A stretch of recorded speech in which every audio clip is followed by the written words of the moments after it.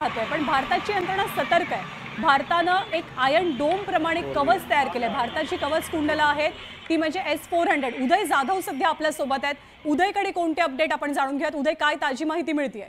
नंदा सुद्धा जी ताजी माहिती हाती आली आहे त्यानुसार जैसलमेर रेंज जी आहे, जैसलमेरच्या एअर स्पेसमध्ये पाकिस्तानचं जे पहिल्या क्रमांकाचं फायटर जेट आहे F-16 ते पाडण्यात आलेलं आहे आणि एक खूप मोठी कामगिरी जी आहे ती भारतीय एअरफोर्सने केली असल्याचं समोर आलेलं आहे। पाकिस्तानचं नाक जे आहे ते कापलेलं आहे। आपण पाहतो जम्मू आणि काश्मीरमध्ये युद्धजन्य परिस्थिती जी आहे ती निर्माण झालेली आहे। अधिकृत युद्ध घोषित नसलं तरी समोरासमोर जी आहे फाईट जी आहे ती सुरू झालेली आहे। ड्रोन हमले मोठ्या प्रमाणात ते परतवले देखील जात आहेत।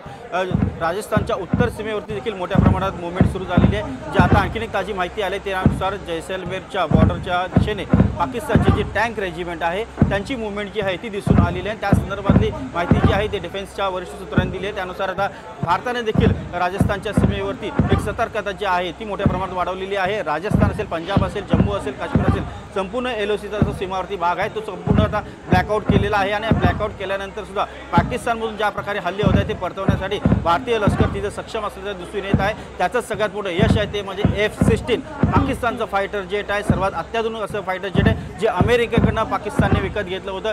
ते फायटर जेट आहे ते भारतावरती हल्ला करण्यासाठी आलं होतं, ते आता भारताने पाडलेलं आहे। त्याचे अवशेष आता लवकरच भारतीयांच्या हाती लागतील आणि त्यानुसार मध्ये जगासमोर आणले जातील की पाकिस्तान कशा प्रकारे सर्वसामान्य भारतीयांच्या एकूण वस्तींवरती हल्ला करत आहे। एक सिव्हिलियन जे आहेत संपूर्ण भारतीय त्यांच्यावरती हल्ला करत आहे। भारताने पाकिस्तानमध्ये जो हल्ला केला होता तो लष्करी तळांवरती केला नव्हता, तो फक्त आणि फक्त अतिरेकी तळांवरती केला होता। मात्र पाकिस्तान एक जे काही संपूर्ण सीजफायरचं उल्लंघन आहे ते करताना आपल्याला इथे दिसत आहे। सर्वसामान्य भारतीय नागरिकांच्या घरांवरती आणि नागरी वस्तीवरती ते हल्ला करतात। त्याचा मूळतोड जबाब जे आहे ते आता भारतीय लष्कर देताना देत आहे। त्याचाच परिणाम जो आहे F-16 फायटर जेट जे आहे ते पाडलेलं आहे आणि त्या पाडून आता जी दुसरी माहिती येते पाकिस्तान सर्वकष युद्धाच्या तयारीनिशी उतरलेलं असं दिसून येते। कारण त्यांनी त्यांची जी रणगाडा रेजिमेंट आहे, टँक रेजिमेंट आहे ती जैसलमेरच्या दिशेने त्यांनी काढलेली आहे आणि त्यांची माहिती जी आहे ती आता मिळत आहे। त्यानुसार भारतीय लष्कर देखील आता पुढे कूच करताना दिसत आहे।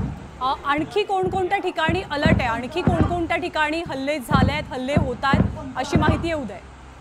सगळ्यात मोठा जो प्रथम हल्ला गेला जसा सूर्यास्त झाला तसे पाकिस्तानने भारतावरती एक प्रकारे हल्ले जे छुपे ते करण्यास सुरू केलेले आहे। त्यांनी सर्वप्रथम जम्मू एअरपोर्ट जो आहे तो टार्गेट केला होता। जम्मू युनिव्हर्सिटी जी आहे तिला टार्गेट केलं होतं। त्याचबरोबर जम्मू आणि काश्मीरला जोडणारा जो एक महत्त्वाचा पूल आहे वाहतुकीचा तिथे त्यांनी सगळ्यात मोठं टार्गेट हा पूल उडवण्याचा प्रयत्न पाकिस्तानने याआधी देखील 1971ला देखील केला होता, 1962च्या युद्धाच्या वेळेला देखील त्यांनी केला होता आणि त्यामुळे हा जो पूल अत्यंत महत्त्वाचा असणे कारण तो काश्मीर जम्मूला जोडणारा पूल आहे तो उडवण्यासाठी तिथे ड्रोन हल्ले जे आहे ते पाकिस्तानकडून करण्यात आले होते।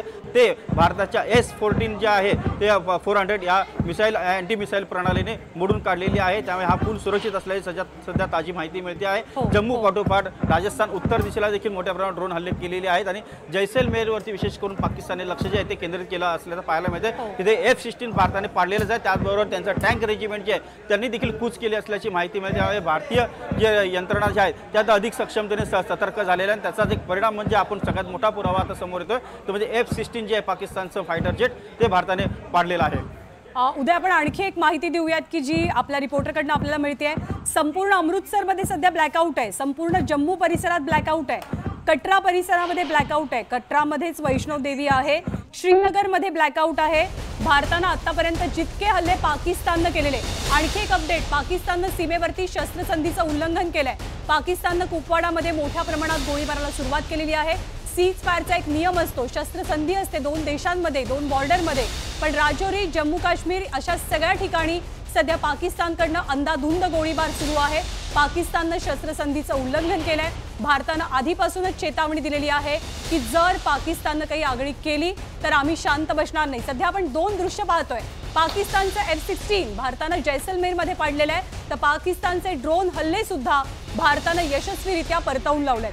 पण पाकिस्तानची आगळीक काही केल्या कमी होत नाहीये कारण उदय जाधव आपले प्रतिनिधी त्यांनी दिलेल्या माहितीनुसार राजस्थान जैसलमेरमध्ये एअर स्पेसमध्ये आपल्या म्हणजे भारताच्या एअर स्पेसमध्ये हे F-16 शिरलेलं होतं आणि हे F-16 भारतीय सैन्यानं नेस्तनाबूत केलंय।